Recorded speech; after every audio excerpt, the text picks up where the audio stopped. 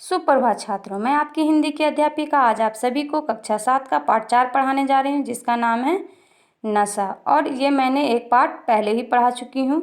इसका second part पढ़ाने जा रही हूँ। तो आइए यहाँ से शुरुआत करते हैं, जिसमें हम लोगों ने ईश्वरीय और उनके मित्र द्वारा की गई बातचीत को जाना। अब आइए जानते हैं कि आगे क्या होता है। ईश्वरीय ने सुदृढ़ मुस्कान के साथ कहा, इन गधों के सामने यही चाल जरूरी थी, वरना सीधे मुंह बोलते भी नहीं। जरा देर बाद एक नाई उनके पांव दबाने आया। कुंवर लोग स्टेशन से आए हैं, थक गए होंगे। ईश्वरीय ने उनकी ओर इशारा करके कहा, पहले कुंवर साहब के पांव दबा। मैं तो अमीरी चोचले रईसों का गधापन और बड़े आदमियों की मुठमर्दी और जाने क्या कह कहकर ईश्वरीय का परिहास किया करता था, और आज मैं पोतड़ों का रईस बनने का स्वांग भर रहा था। इतने में 10 बज गए। पुरानी सभ्यता के लोग थे। नई रोशनी सभी केवल पहाड़ की चोटी तक पहुंच पाई थी। अंदर से भोजन का बुलावा आया। वे स्नान कर रहे थे, मगर यहाँ उन्होंने देखा ईश्वरीय की ही भांति अपनी धोती भी छोड़ दी। अपने हाथों अपनी धोती छाटते उन्हें शर्म आ रही थी। अंदर भोजन करने चले। होटल में जूते पहने मेज पर जा डटते थे। यहाँ पाँव धोना जरूरी था। कहार पानी लिए खड़ा था। ईश्वरीय ने पाँव बढ़ा दिया। कहार ने उनके पाँव धोए तो इन्होंने भी पाँव बढ़ा दिए। कहार ने उनके भी पाँव धोए। उनका विचार न जाने कहाँ चला गया था। सोचा था वह वहाँ देहात में एकाग्र होकर खूब पढ़ेंगे, पर यहाँ सारा दिन सैर सपाटे में कट जाता था। कहीं नदी में बजरे पर सैर कर रहे हैं, कहीं मछलियों या चिड़ियों का शिकार खेल रहे हैं, कहीं पहलवानों की कुश्ती देख रहे हैं, कहीं शतरंज पर जमे हैं। ईश्वरीय खूब अंडे मंगवाता और कमरे में स्टोव पर आमलेट बनते। नौकर का एक जत्था हमेशा घेरे में रहता। अपने हाथ पांव हिलाने की कोई ज़रूरत नहीं, केवल जुबान हिला देना काफ़ी था। नहाने बैठे तो आदमी नहलाने को हाजिर, लेटते हैं तो आदमी पंखा झलने को हाजिर खड़े। और ऊपर से महात्मा गांधी का कुंवर चेला मशहूर था। भीतर से बाहर तक उनकी धाक थी। नाश्ते में जरा भी देर होने ना पाए, कहीं कुंवर साहब नाराज न हो जाएं। बिछौना ठीक समय पर लग जाए, कहीं कुंवर साहब सोने का समय आ गया। मैं तो उस समय वे ईश्वरीय से भी ज़्यादा नाजुक दिमाग बन गए थे, या बनने पर मजबूर किया गया था। ईश्वरीय अपने हाथ से बिस्तर बिछा ले, लेकिन कुंवर मेहमान अपने हाथों कैसे अपना बिछौना बिछा सकते। उनकी मेहनत में बट्टा लग जाए। एक दिन सचमुच यही बात हो गई। ईश्वरीय घर में था। शायद अपनी माता से कुछ बातचीत करने में देर हो गई। यहाँ 10 बज गए। उनकी आंखें नींद से झपक रही थी, मगर बिस्तर कैसे लगाएं। कुंवर जो ठहरा। कोई 11:30 बज गए। महरा आया। बड़ा मुंह लगा नौकर था। घर के धंधों में मेरा बिस्तर लगाने की उसे सुधि न लगी। अब जो याद आई भागा हुआ आया।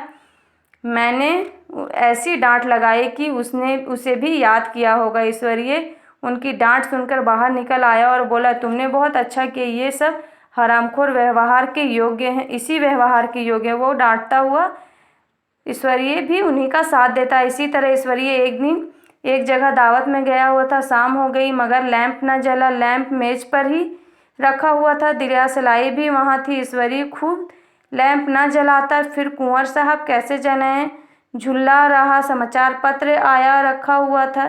जी इधर उधर लगा हुआ था, पर लैंप नदारत। दैवयोग से उसी वक्त मुंशी रियासत अली आ निकले। मैं उन्हीं पर उबल पड़ा। ऐसी फटकार लगाई कि बेचारा लल्लू हो गया। तुम लोगों को इतनी फिक्र नहीं है, लैंप तो जलवा दो। मालूम नहीं ऐसे कामचोर आदमियों को यहाँ कैसे गुजर होता है। मेरे यहाँ घंटे भर निर्वाह न हो। रियासत अली ने कांपते हुए अपने हाथों से लैंप जलाया।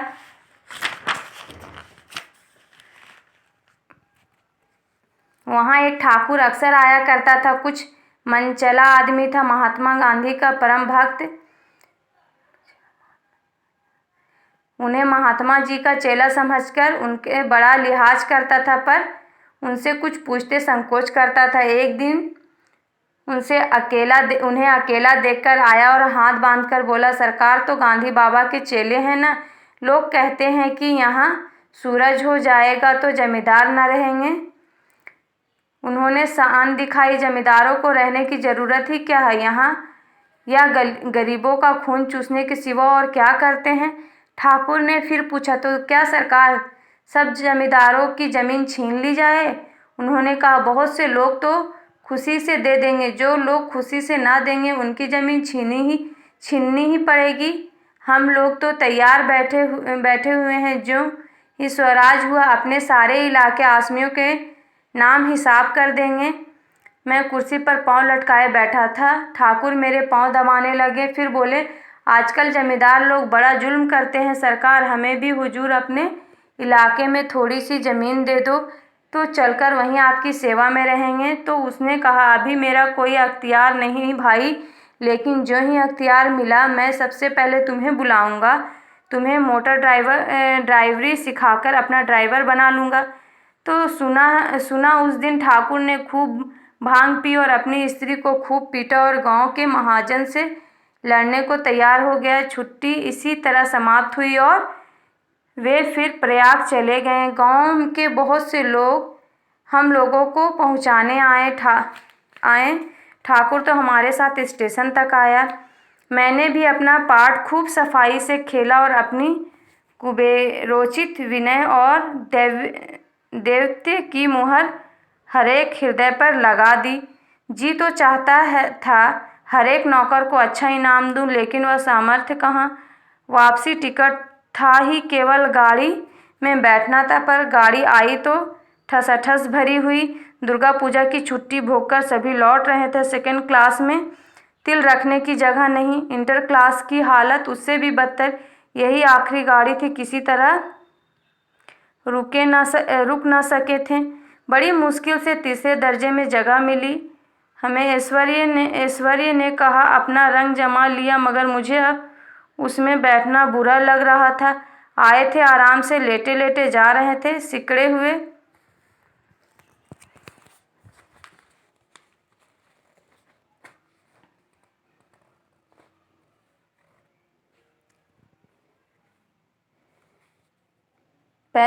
पहलू बदलने की भी जगह नहीं थी।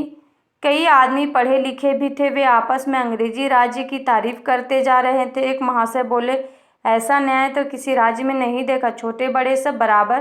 राजा भी किसी प्रकार अन्याय करे तो अदालत उनकी भी गर्दन दबा देती। एक आदमी जिसकी पीठ पर बड़ा सा गट्ठर बंधा था, कोलकाता जा रहा था। कहीं गठरी रखने की जगह न मिली थी, पीठ पर बांधे हुए था। इससे बेचैन होकर बार बार द्वार पर खड़ा हो जाता। तो उसने वे द्वार के पास ही बैठे हुए थे, उसका बार बार आकर उनके मुंह को अपनी गठरी से रगड़ना लेखक को बहुत बुरा लग रहा था। एक तो हवा यूं ही कम थी, दूसरे उस गवार का आकर उनके मुंह पर खड़े हो जाना उनका गला दबाना जैसा लग रहा था। मैं कुछ देर तक जब्त किए बैठा रहा। एकाएक मुझे क्रोध आ गया। मैंने उसे पकड़कर पीछे धकेल दिया, 2 तमाचे जोर से लगाए। उसने आंख निकालकर कहा, क्यों मारते हो बाबूजी, हमने भी किराया दिया है। मैंने उठकर 2-3 तमाचे और जड़ दिए। गाड़ी में तूफान आ गया, चारों ओर से मुझ पर बौछार पड़ने लगी। अगर इतने नाजुक मिजाज हो तो अव्वल दर्जे में क्यों नहीं बैठे। कोई बड़ा आदमी होगा तो अपने घर का होगा, मुझे इस तरह मारते तो दिखा देता। क्या कसूर किया था बेचारे ने। गाड़ी में सांस लेने की जगह नहीं, खिड़की पर जरा सा सांस लेने खड़ा हो गया तो उस पर इतना क्रोध। अमीर होकर क्या आदमी अपनी इंसानियत बिल्कुल खो देता है।